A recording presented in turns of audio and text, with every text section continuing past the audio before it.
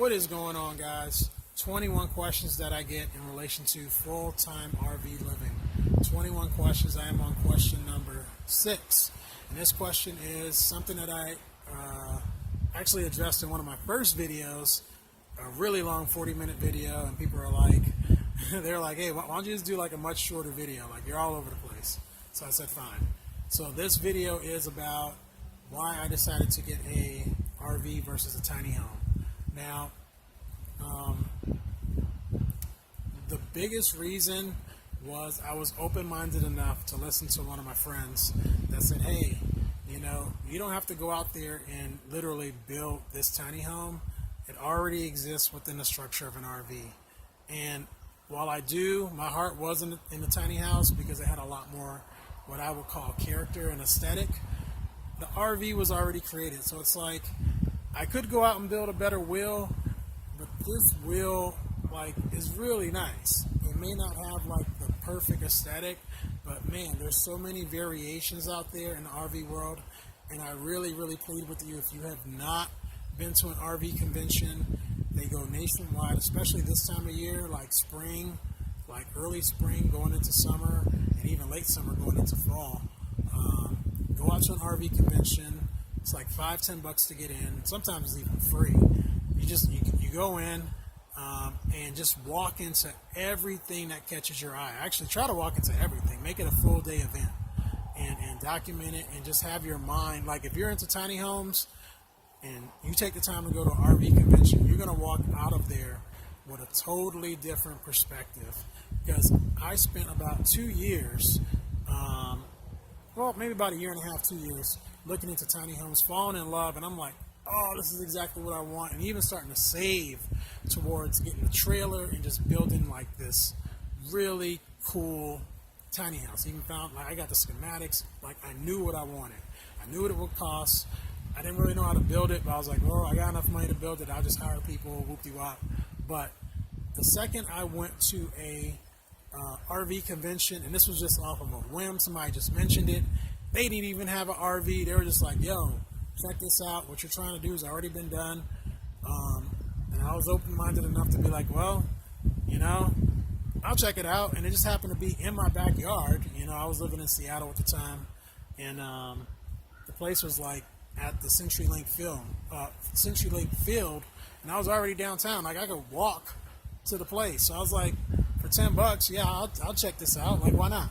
So I went out there and checked it out, and literally, the second I walked in, I was like, why am I going to build a tiny house? This doesn't even make sense. I can spend 6 months to a year doing it, but again, I didn't have the land, to be on to build it in the stages that it takes. So typically, you have to be in an environment that's conducive to build it, with a decent enough climate to build it. And B, it was just it's already done. I may not have the perfect aesthetic, but who knows if that tiny house is going to come out exactly like the picture. To spend that amount of money, you know what I mean? I just look at it like risk reward.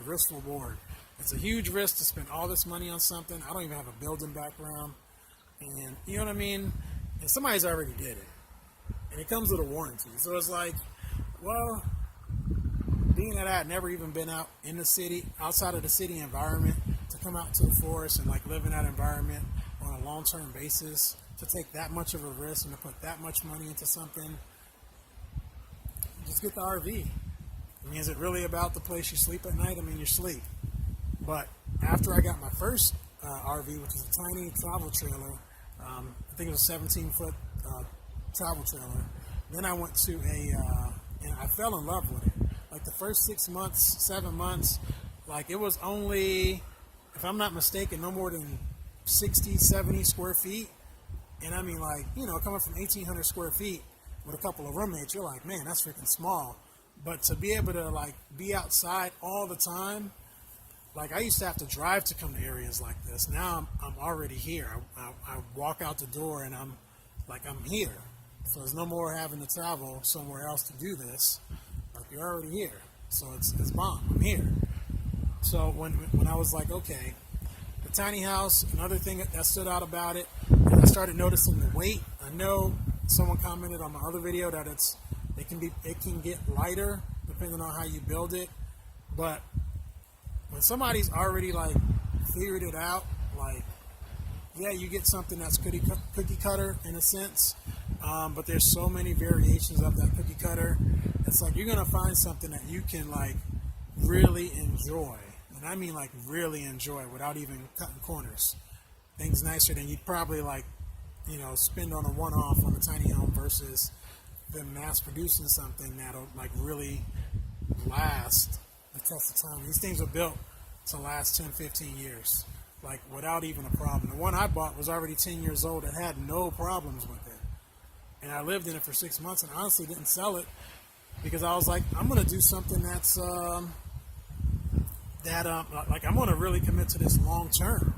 So I got something where I was like, I can stay in this easily 8 to 10 years, like without even thinking about it.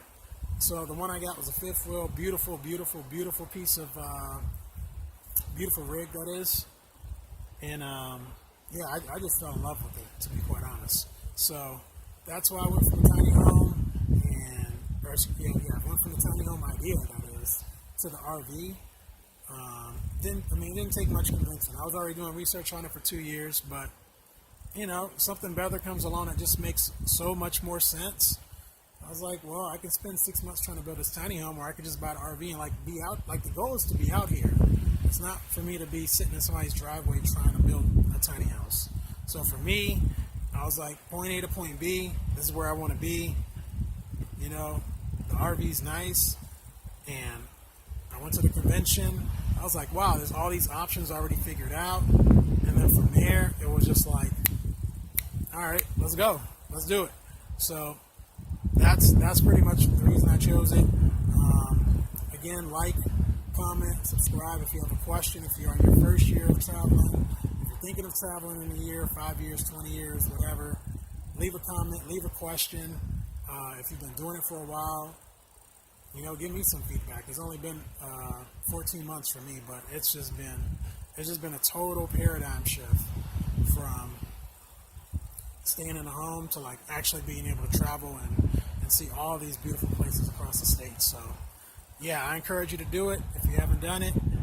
If you're thinking about doing it, it's definitely worth it. So until next time, peace.